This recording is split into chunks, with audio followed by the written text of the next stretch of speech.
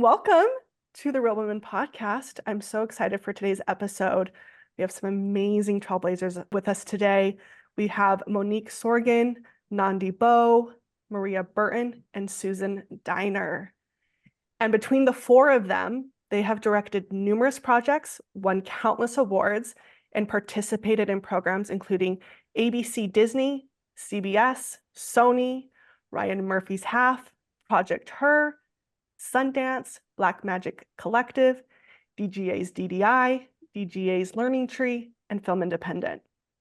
They have premiered and or won festivals including Sundance, South by Southwest, Cannes, AFI. I could go on and on and on, yet they have never been given a shot at the studio level. And that's what we're going to talk about today.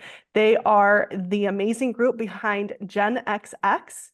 I would love for you each to quickly share your name, your pronouns, as well as what you do in the industry, and then we'll just dive in and start chatting. I am Monique Sorgen. My pronouns are she, her, and I'm a writer-director. I'm Susan Dynner, she, her. I'm a director, producer, and writer. I'm Maria Burton, she, her, and I'm a director and also a producer with my sisters. We have a company, Five Sisters Productions.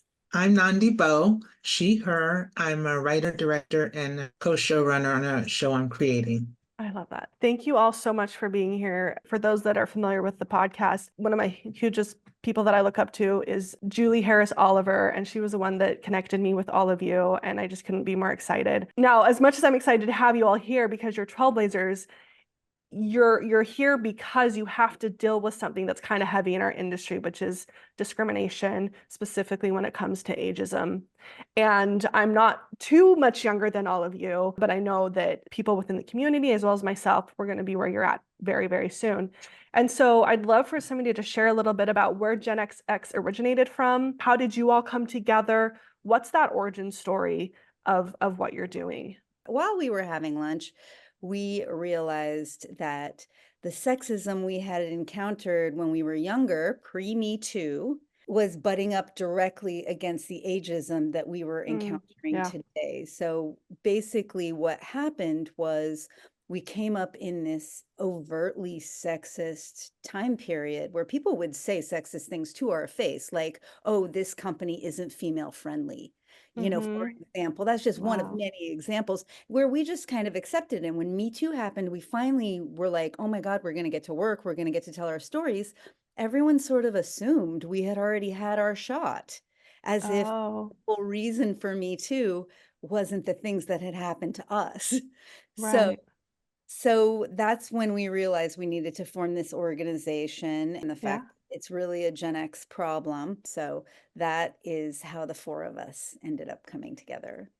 I love that. And I'd like to add to that. You said in the introduction that this was about ageism, but it's really about the intersection of ageism with sexism, or so ageism with racism. I mean, all the things that people separate out as these what used to be unconscious biases, and then in recent years, people have become more conscious of them.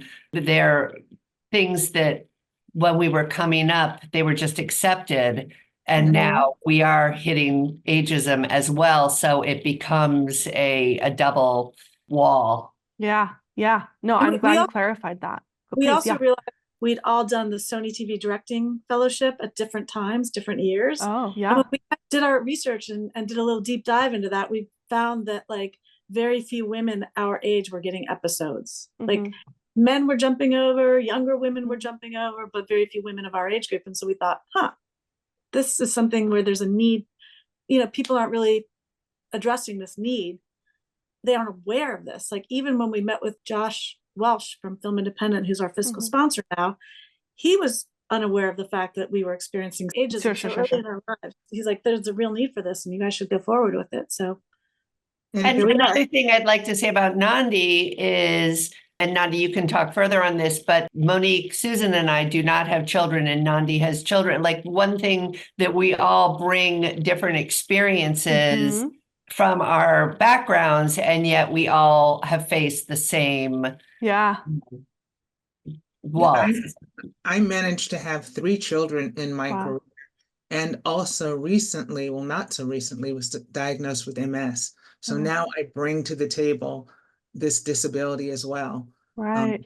And so I'm sort of at the DGA working to establish a permanent committee that supports disabled members. Wow. Talking about intersection, right? Like it's everything. It's Too many intersections. Right. Yes. I mean, parenthood.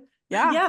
That's the other thing is, people are like, oh, well, we've heard already all these women's stories, but we each have individual stories to tell. And the stories that I have to tell are very different than Nandi's, very different than Maria's, and different from Monique's, I'm sure different than most of the women. So, why is it okay to tell all the male stories, but not all the female stories when we are 51% of the population? Right. And also we're a huge, I mean, if we're talking film and the box office, we're even more than 51% of the box office, according to recent stats. So I 100% agree. So let's talk a little bit about what you mean by a shot at the studio level. We do have folks from around the world, and so they might not be familiar with that term. So can somebody share a little bit about what you mean by being given a shot at the studio level? I'll take that. This is Maria.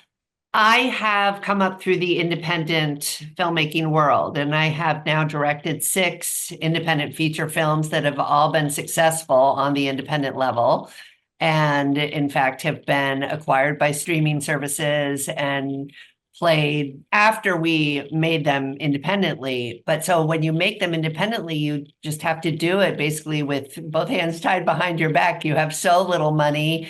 You're usually working with crew who have not had that experience yet and wonderful attitudes and often go on to have great careers. But when you're working with them, they're slower because they're learning.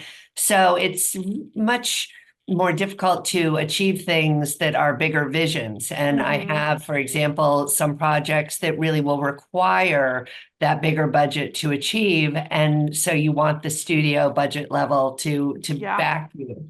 And that's the thing that we have found, and statistics bear this out, that it's very unusual for women to be given that leap to the studio level, whereas there's so many examples of men who have done smaller things and then, get handed the $200 million superhero film. So we're trying to bring that up. So that's a great example in feature films. She's directed 6 feature films and hasn't gotten a shot at the studio level.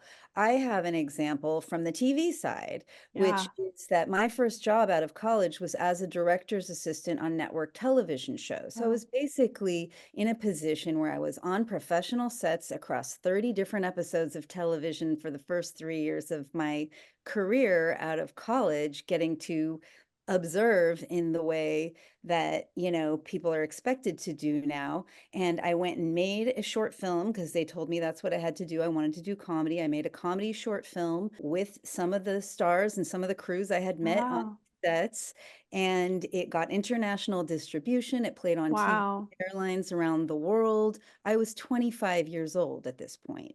So if it had been today, people would have seen that and said, oh my God, this person has all the necessary experience. But because it was when it happened, no one even considered the thought that I was trying to be a director. Right. So it was like this weird disconnect between what I was doing and how people were seeing me at that time, and ultimately I was very much pushed into a writing career, which I love.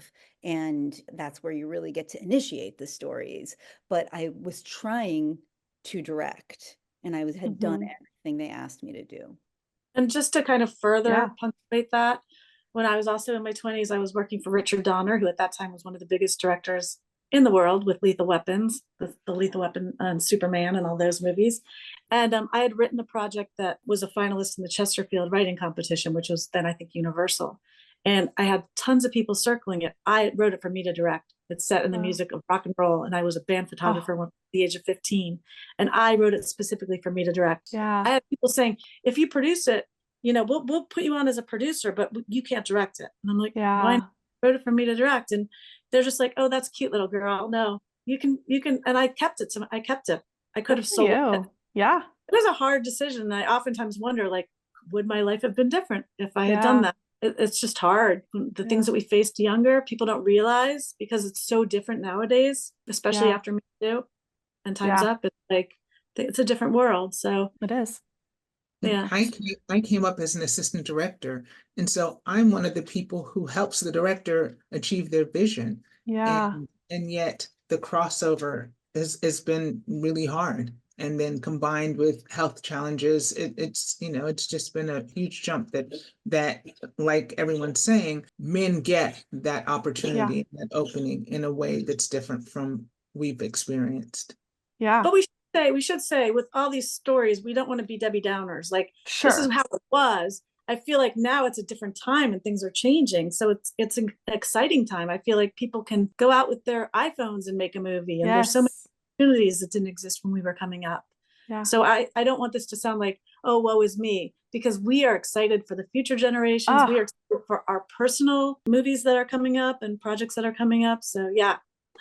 And I would like to say we're excited about how we've been received with the studios when we've had meetings. Great. We've gone in and people are hearing this, and that's a huge part of our mission is this awareness campaign to open the doors. We have so many peers of the talented, experienced women who have proven themselves through doing things independently and would be a wonderful bet for the studios to hire for their projects. And so, it's gratifying to hear that people are hearing this and trying to make changes. Yeah. So then how does the organization work? Is it a production company where people can attach themselves to the project through the company? Or is it more just a community of women that are helping get the word out, helping get projects known? How have you structured the organization itself, the GenXX organization? Right now, we kind of have tiers that we're building toward because we're just a little over a year old. So right now, what we have so far is the four of us as the founders have been taking meetings as part of an awareness campaign. We've been doing podcasts like this one. We've taken meetings with all the diversity, equity, and inclusion departments at almost every studio, kind of like made sure that everyone is aware that this is an inclusion category that needs to be considered, that this is not a group of people who didn't make it because they weren't good enough, but a group of people who never had an opportunity and needs to be considered. So that's We still have so much to give. Still have so much to give. I mean, like as I like to point out, some of the top directors in town, Steven Spielberg to Ridley Scott to Martin Scorsese, are in their upper 70s to lower 90s. So, it's true. Like there's a lot of people who we have a long runway ahead of us. So it's not like they're investing money and taking a bet on someone who's just going to die soon. Yeah, exactly. Right. So that's tier one. We're also building a membership community. Amazing. One of the things that these meetings have led to is they've asked us to put together lists of people in our category who are applying to their programs that they may be overlooking. And we're starting to get sponsors who also we're going to be able to create a few opportunities through some of those sponsors to highlight some of the work of the members of our community. And we're creating a GenXX stamp, which go on movies that are directed by women of Generation X, just to say, look at this great work that's coming Generation X that you may not have known was from this overlooked generation. So those are some of the things we're doing. Well, we have the goal to direct 4 feature films, and after the films come out, whatever money we make rolls back into the program so that the next group of people, of women, can direct those films. And if not films, because we've been toying with the idea of potentially doing anthology series, because that includes more. In that case, we'd have to have some sort of distribution through a streamer or network. So we're talking to various places about doing that as well. And that way we could include more women up front, maybe 8 to 10. And then again, the money would roll over into the next cohort so that they can carry on. I love that. Okay, so then what are next steps? And I'm going to ask it in 2 parts. One, what's next steps for the GenXX organization? And then what's next steps for each one of you? What I really want to hear is, all right, you heard that so this movie's coming out in the future. You're going to direct it. You just need to say, hey, I want to attach myself to this project in the future. And if you don't know one, it could be one of your own. So first, what's the next steps for GenXX organization? Yeah, well, I mean, one thing is we're, finishing our fiscal sponsorship paperwork with Film Independent. We do want to raise money to back these films so that we can then roll that money that those films make into the next cohort. So we're also getting in-kind donations through our fiscal sponsorship. So what that means is that people who donate to us, whether in kind or with money, can have a tax write-off through that. And it can also be matched by equity investors. So we're putting all that together right now so that we can be in a position to get tax deductible money raised. And we're also creating, through our website, which is genxx.info, we have a mailing list. So we're trying to accumulate names through that, whether they're the next directors, female directors, or male allies, or allies of any age group. It doesn't matter, Yeah. We all are in this together. We all want to support each other and lift each other up. So we're trying to do that. And then we have a launch party coming up hopefully this year. So how exciting. We're going to hopefully share that once that happens. But yeah. And as we mentioned when we're meeting with the studios, many of them already have programs established, and that we're asking them to consciously consider older applicants, because sometimes they say, without even realizing it, we're looking for fresh young voices. And it's like, well, let's look at these, maybe make a space also for experienced people who still have not yet had that opportunity at that studio level. Who also have unique voices. Yes. Like I have never thought about it in that way until you just said it, right? New unique voices. You all right here have new unique voices that we just haven't seen, unfortunately, yet. So I love that you said that. Okay. Oh wait, Nandi, I don't think you've gone yet. No, I was going to say that if indeed one of the studios wants to have a program, which would perhaps be useful for people who are seasoned, experienced directors, that would be an awesome opportunity as well.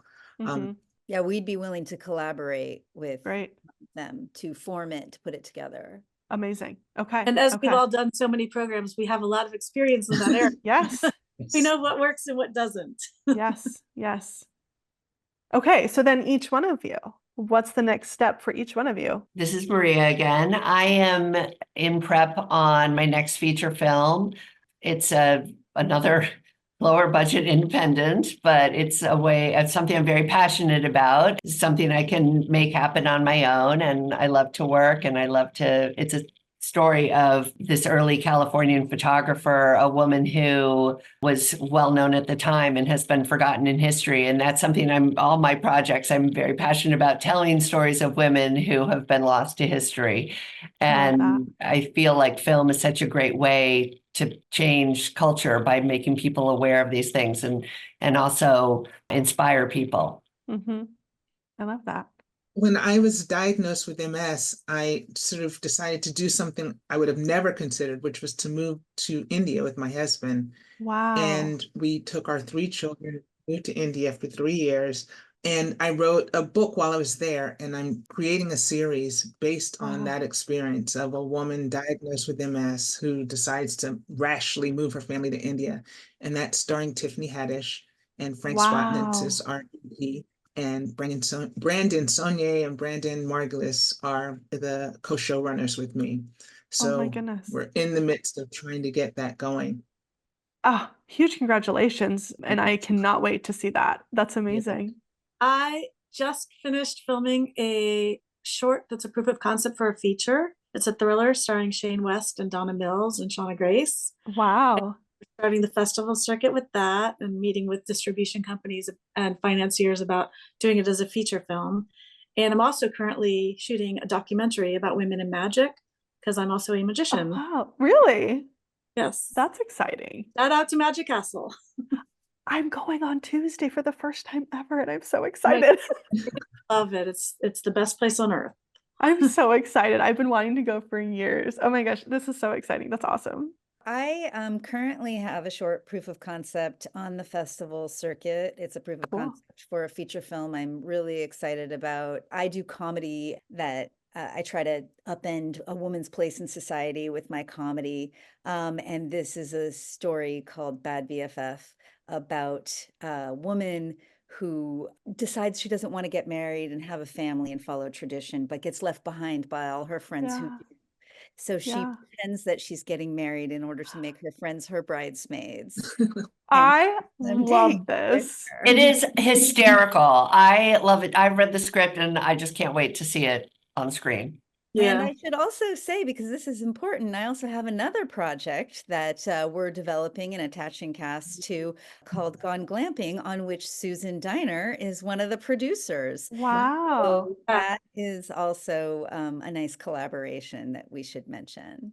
I love that. Also, the title's perfect, Gone Glamping. Monique's a really good writer. We've had a few other projects in the past that we've tried to collaborate on. So third time's a charm. I love that. Okay, so last couple minutes here. What can we do for you other than awareness? Obviously, share this out, share it with folks.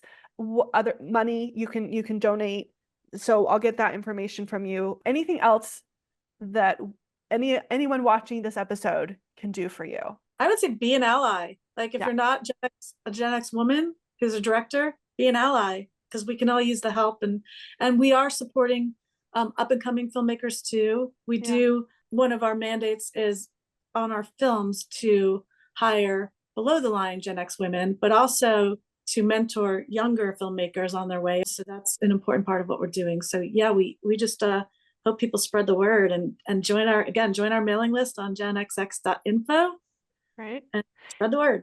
One other thing, also, people can contact us about sponsorship. We're looking for in-kind donations for a lot of, movie making stuff. If people have spaces they want to give to us to shoot in, if people have equipment they want to loan to us, that we can have sponsors where we'll put them on our webpage, and then, we can talk about what we can do together through that. And when we do go and make these films, we're going to funnel a lot of these films we talked about through the GenXX sponsorship. So that's how we can also use a lot of in-kind donations there. Great. I usually ask 2 questions on the podcast. The 2 questions are, what does the woman need and what can she give the community? I feel like I don't need to ask what you're giving the community, because you're literally creating a future for the whole entire community. So thank you for that.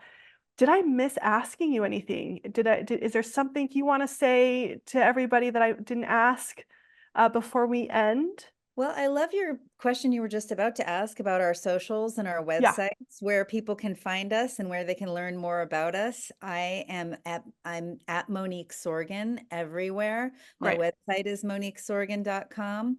So that's me. Great. I'm at Nandi Bowe on all the socials. Great. I'm Maria Burton director.com, and same with the socials. Great. And I'm at Susan Dynner on all the socials, and my website is aberrationfilms.com. ABERRATION films.com. Perfect. And I'll obviously put all the links in the show notes so it's easy for folks to follow quickly. We'll do all that. I can't thank you enough for your time. Seriously, such an honor. I studied you all in the past several years.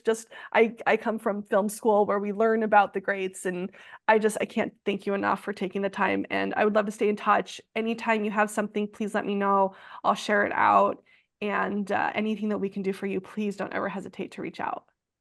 Thank you so much, Ashley. And thank you for highlighting GenXX. Absolutely. Yeah. It's a good reminder that I need to do more of it. Not just GenXX, the organization, obviously I'm happy to do that, but just this idea of the intersection of female and ageism and all of that. And I'm so glad I had that reminder today. And the goal is, by the time you hit this age, it will not be an issue anymore. Exactly. That's the goal. And by the way, Ashley, you're doing a lot with this podcast. You're promoting women and giving back in that way. And that's also really important. Thank you. I'm doing what I can. I'll be honest. I wish I could do more, but I'll do what I can. All right. Thanks, everybody. Thank you so much. Thank you so much. Thank you so much. My pleasure.